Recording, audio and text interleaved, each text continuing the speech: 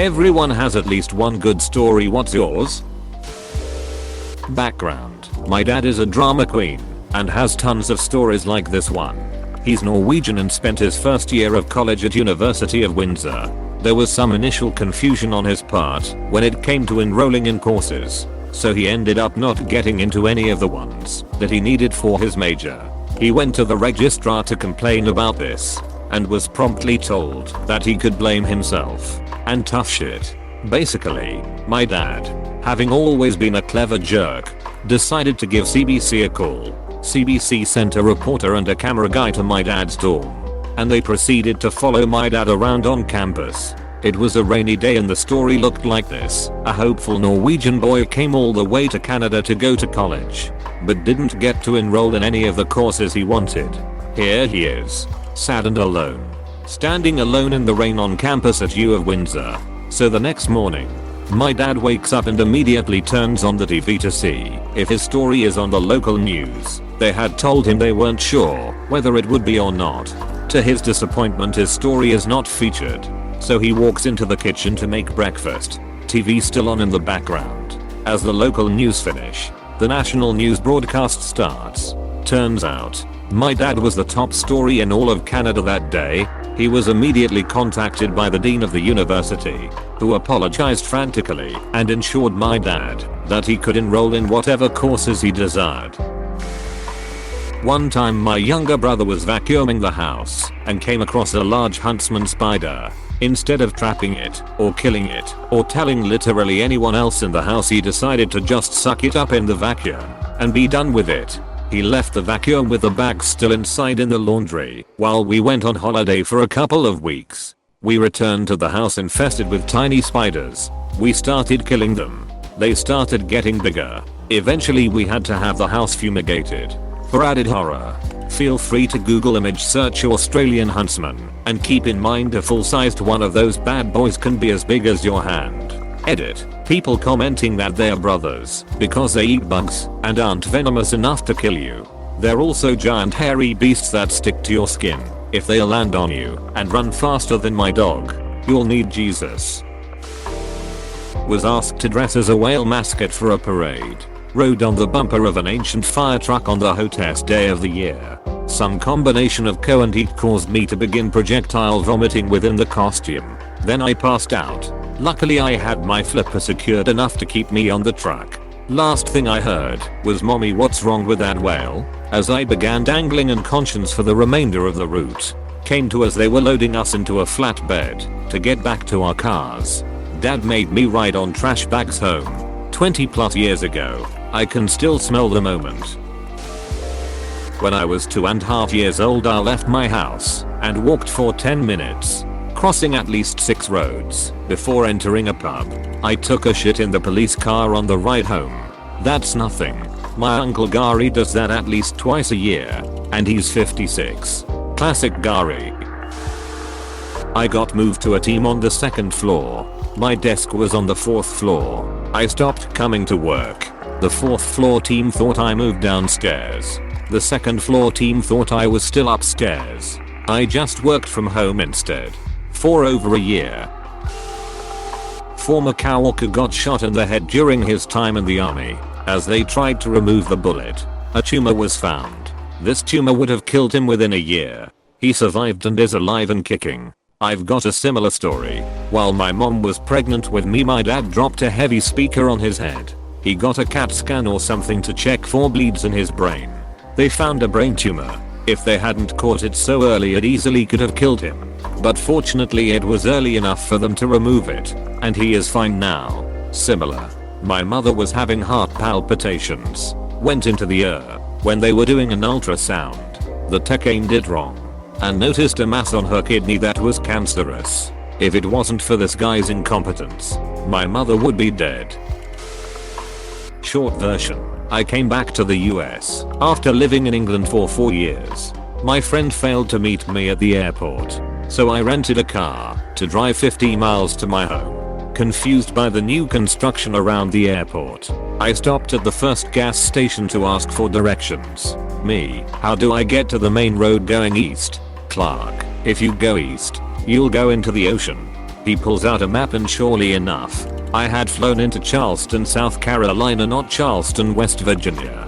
I spent the night in a motel and flew out the next day with a good story and minus $300 in my pocket. I once saved a girl from drowning in a whitewater rafting accident, nearly drowning myself and having the white light wildlife flashes before eyes moment. I'll try and lighten the mood. I was in a restroom and I stood next to a urinal just as the guy next to me had finished. I have good peripheral vision and my eyes followed him as he headed straight for the door. I thought to myself, that's disgusting. He didn't even wash his hands. That's when I noticed he was struggling to open the door because he didn't have any hands. TL. Dr. peed into a ceremonial foot washing basin by accident. I was at a volleyball camp sometime back in high school. It was at the Islamic Academy Senior High. Don't ask me why, I don't know. Anyways, about halfway through the day I had to use the washroom. Like I had to pee pretty bad. So I excused myself and went to look for a bathroom. Eventually I found it and upon entering discovered that there was no urinal. That's strange, I thought. Every washroom in schools usually have urinals. I checked to make sure I wasn't in the girls'. Nope, guys. Then I saw like this little passageway like tucked behind the stalls. In that room was this trough. I thought, okay, I guess this isn't the richest school around but it works. Anyways, I finished up my business and returned to the group. The coach asked what took me so long and I told him about the hidden urinal. Please don't tell me you peed in that. I peed in that. God damn it. Turns out it was a foot washer basin. A ceremonial foot washing basin. I guess that explains why it didn't flush and there was a tap. I just thought it was ghetto.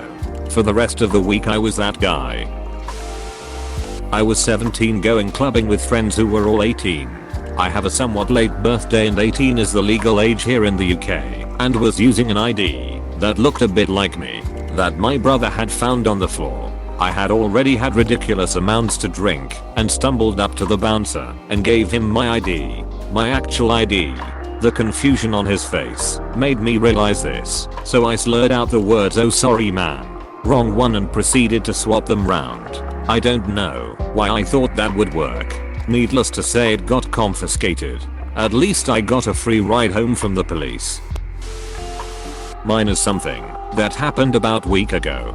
A woman got out of her car, she was the driver, and then looked me right in the eye and started screaming about how much of a ducking asshole I was. I had never seen her before, and I had just turned out of my neighborhood, so I didn't do anything to anger her. Everyone around me in the other cars looked just as confused as I was, so I just started laughing, and she just got back in her car. The rest of the ride to the gym was normal. I will likely never get an answer to this. When I was 13 years old, I discovered porn at around the same time as Easter. I was watching a 5-hour documentary about Jesus with my family. I suddenly got the urge to masturbate and couldn't leave because of my full erection. As a stupid kid, I started gently rubbing it until I finished. I then sat there with semen covered underwear watching Jesus being crucified. Was at a bar with some friends and a bachelorette party came over. They had these dares things going, and one of them was for the bride to kiss a girl. They came to my group and asked if anyone wants to do it, and I was drunk, so I said yes. We started making out, and I really enjoyed it a lot. Way more than I imagined.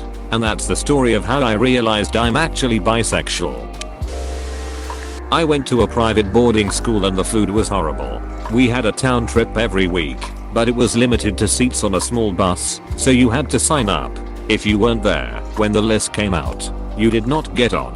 My friend was in rap and always put me on the list with the other Raz. When I got into town I would be line to Togos and buy 3 to 4 foot long subs. At the time, that was $16 for the lot. When I got back to school I would cut them into 1 foot slices and sell them for $3. All gone within the hour. A 1 foot slice doesn't seem like much, but Togo subs then, pre-yum buyout, were packed and on thick rolls. I did this nearly every weekend and always had cash. Well, there were 4 guys at my school who used to smoke weed and then drive to parties or somewhere. One night they came to a roundabout traffic, and one of them had the glorious idea, hey, we never ever drove in a roundabout backwards. Yeah, let's do that. So they turned the car, kicked in the gear and drove in there, and sure enough bam, they hit another oncoming car. They were completely ducked, stoned out of their minds and freaking out. Not long after the police arrived, but the officer went to the other car first. Well, after a few minutes the cop comes to the four guys and tells them, well boys, you can go. The other guy is pissed drunk and claims that you drove backwards into that roundabout. I was backpacking solo in the Ventana wilderness, about 12 miles out in a loop, when the ground beneath me gave out and I took a 15-foot fall. Hurt my ankle pretty bad, 2 ligaments torn plus muscular damage. Sleeping bag plus pad saved me from any serious damage to my tailbone etc. Tent fell out in the fall. Took 4 days to drag myself out. Rained 2 nights. A night was spent between rivers. Had to get water from plants and rain catchers. Couldn't eat the first day due to shock. So I ran out of electrolytes and then couldn't even think about food without vomiting. Tried to press on until I completely ran out of juice in the middle of the devil's staircase, which is as brutal as it sounds. Laid there until I realized I needed salt. Took a bite of a bouillon cube and watched the color return to the world over the course of a minute. Now thinking clearly and able to eat, I was able to get out in another 2 days. About an hour before my brother was going to start my route backwards to find me. Vet here. This is the story of my strangest case ever, which I saw when I was only a few months out of school during an internship. The patient was an 18-month-old intact male Dalmatian, living with an intact female, show home. The dog was clinically normal until the female came into season, at which point his hind legs became suddenly paralyzed. As soon as the female was out of season, he was back to normal. Clinical and neurological exam was unremarkable. We decided to expose him to another female in heat, and lo and behold, he became paralyzed within a few minutes, with the neurological exam indicating a lesion in the lumbar spinal cord. Took the female away, and he was back to normal within a couple hours. We did a contrast x-ray and found a small mass at the right place within the spinal canal, but nowhere near big enough to explain the symptoms. The owner insisted on surgery anyway, so the mass was removed, and the dog was cured after that. The mass was then sent in for pathology, and it came back as an ectopic piece of penis. Basically, the dog was getting erections inside his spinal canal, and the pressure on the spinal cord caused the symptoms, which were reversible when the stimulus went away. Truly one of the weirdest things I've ever seen. I taught English with the Peace Corps in southern Ukraine. My town was in a small agricultural center in northern Crimea, and I had to take a bus to get to a train station. This old babushka got on the bus one day and this drunk guy yelled at her. She handed me her box of ducklings and threw a cabbage at him. The cabbage hit him square in the face and knocked him out. Best grandma ever. My ex dumped me before I went to Air Force Basic. Her reasoning is that I would be away from home a lot for long periods of times. I go to basic, and she ends up dating an army guy. Army deploys for a lot longer than most Air Force jobs. Well, they date for a bit, but he ends up breaking up with her. The reason they broke up is because he ended up coming out of the closet to her once he found a boyfriend. My wife and I were scheduled to fly to New Orleans 3 days after Katrina hit. Needless to say, we had to reroute our destination. For a $50 rebook, we settled on Cancun. We had flown out of Charlotte and were about an hour into the trip. The pilot came on the intercom and told us to look out the left side of the plane, and we could see the space shuttle taking off from Cape Canaveral.